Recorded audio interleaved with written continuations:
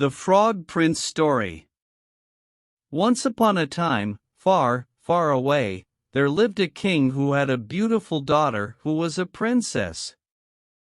They lived in a castle surrounded by a large forest. For her birthday one year, the king gave her a golden ball as a present.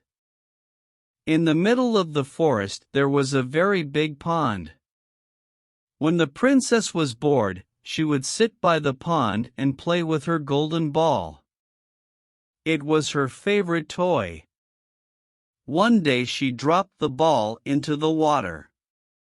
The pond was so deep that she could not see the bottom. The poor princess was so upset that she began to cry. As she cried, a voice called out, "Why are you crying, princess?" When she looked around, she saw a big ugly frog in the water. "I have lost my golden ball," the princess sobbed. "Don't cry," said the frog. "If you promise to be my friend, let me eat from your plate and sleep in your bed, then I will fetch you your ball." "Yes, I promise," the princess replied. Silly frog, she thought, he will never be able to leave the pond. The frog dived down and swam up with the ball in his mouth. The princess was so happy. She picked up the ball and ran away.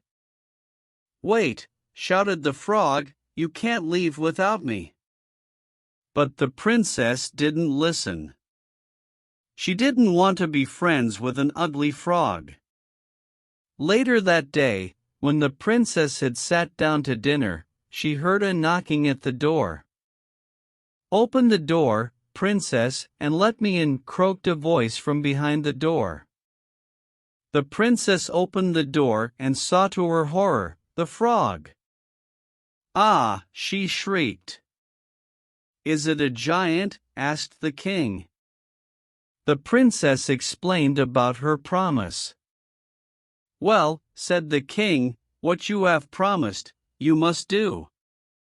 Go and let him in." The princess went to let in the frog and he hopped after her, right up to the table and asked to eat off her plate. The princess didn't want to, but knew she had to keep her promise. The frog ate until he was full, but the princess could hardly eat it all. When the frog had finished his dinner, he wanted to sleep and asked the princess to take him to bed. The princess started to cry because she didn't want to sleep in the same bed as the slimy frog, but the king insisted that she took him. "Now," said the frog, "you must kiss me good night." Yuck, thought the princess. She didn't want to kiss the ugly frog. But she thought of her golden ball and remembered what she had promised, so she shut her eyes and kissed the frog. Suddenly, the frog had turned into a handsome prince. He told the princess that he had been changed by a wicked witch and that only she could set him free. Soon they became very good friends.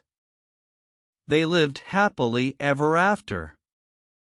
Morals: keep your promises. The end. Thanks, like and subscribe.